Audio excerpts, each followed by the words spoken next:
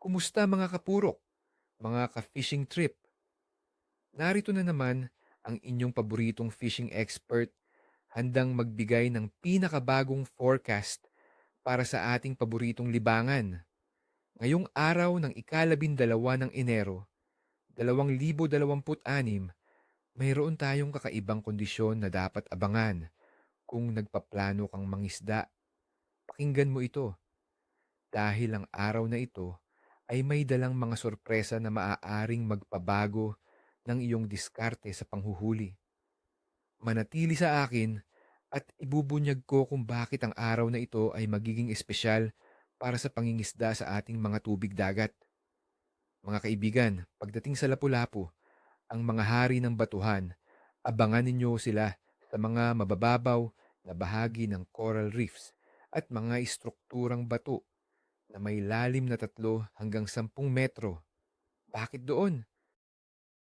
Dahil sa mainit-init na temperatura ng tubig na nasa 26 hanggang 28 degrees Celsius, ang lapu-lapu ay aktibo sa paghahanap ng pagkain sa mga lugar na may maraming taguan at pinagmumulan ng maliliit na isda. Para sa kagamitan, isang light to medium spinning rod na may 3 hanggang 8 libra na linya ang akma. Gumamit ng live bait tulad ng maliliit na isda o hipon. Kung synthetic lures, subukan ng soft plastic swim baits o jigs na may kulay puti o pilak. Ginagaya ang natural na biktima. Ang lihim ay ang mabagal at patalon-talon na paghila ng pain malapit sa ilalim.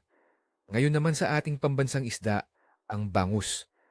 Sa araw na ito na may bahagyang pag-ulan, ang bangus ay maaaring maging mas aktibo sa mga coastal areas na may malalim na bahagi, lalo na sa mga bunganga ng ilog kung saan sumasama ang tubig, tabang at alat. Kariin din ang mga bakawan at fish pens. Ang mga lugar na may sapat na daloy ng tubig at kasaganahan ng lumot at algae ang paborito nila. Para sa pain, mas epektibo ang green algae o lumot na nakakabit sa isang maliit na hook na may light float setup. Kung walang lumot, subukan ng tinapay o kuning-kuning. Tandaan, ang bangus ay maingat, kaya manipis na linya at maliliit na hook ang gamitin. Ang pagiging tahimik ay susi upang hindi sila matakot.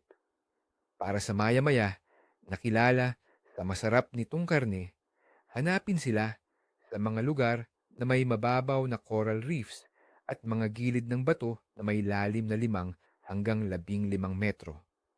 Ang bahagyang pag-ulan ay maaaring magtulak sa kanila na lumabas mula sa kanilang mga taguan. Ang pinakamahusay na pain para sa maya-maya ay sariwang hipon, maliliit na pusit, or isda. Gumamit ng bottom fishing rig na may medium heavy rod at 20 libra na linya. Isang maliit na tip. Subukan ang sunrise at sunset bites para sa mas mataas na pagkakataon, lalo na kapag medyo humihina ang daloy ng tubig. Ngayong ika-12 ng Enero, 2026, asahan natin ang bahagyang pag-ulan sa umaga at gabi na may pagkakataong umabot sa 35% sa araw at 25% sa gabi.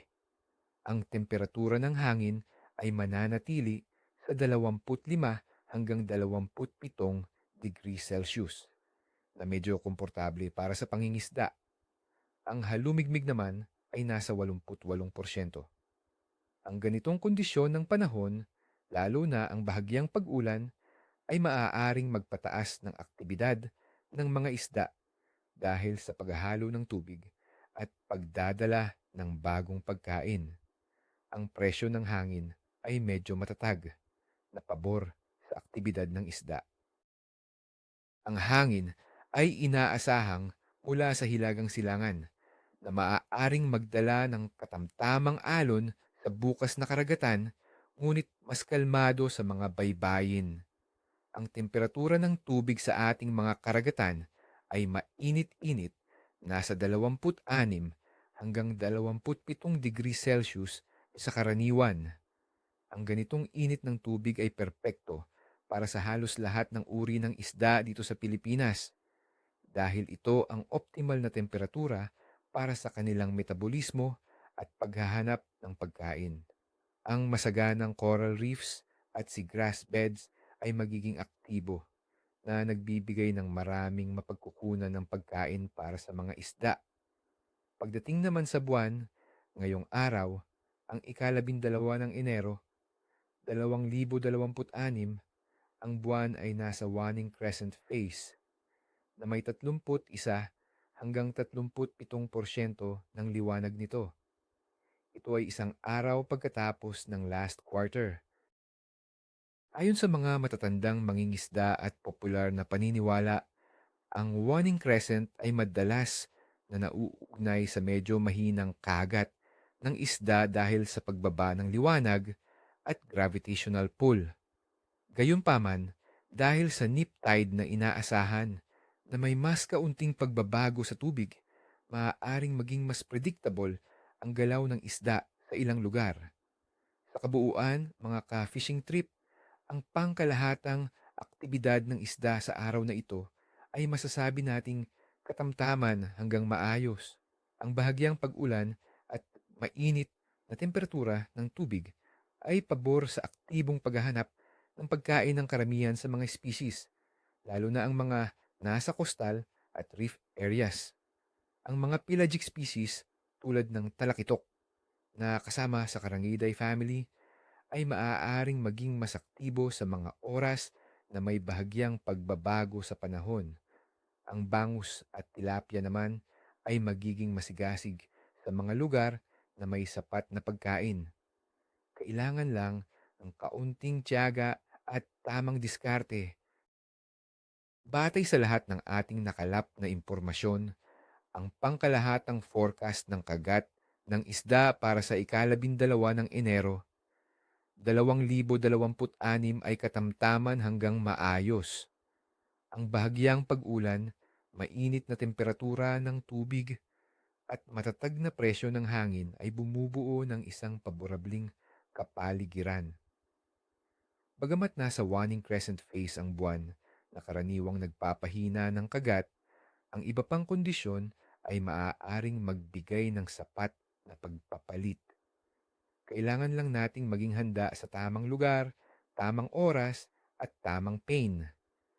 Kaya mga ka-fishing trip, sana ay may napulot kayong bagong kaalaman at diskarte para sa inyong susunod na trip.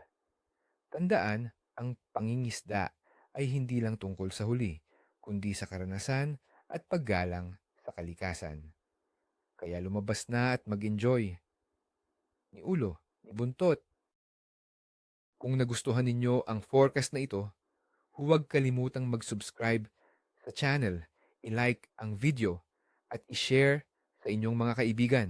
At syempre, gusto kong marinig ang inyong mga karanasan. Ano ang pinakamagandang huli ninyo noong nakaraang buwan? Anong pain ang pinaka-epektibo para sa inyo? Ibahagi sa comment section sa ibaba. Salamat sa panonood at hanggang sa susunod na fishing forecast.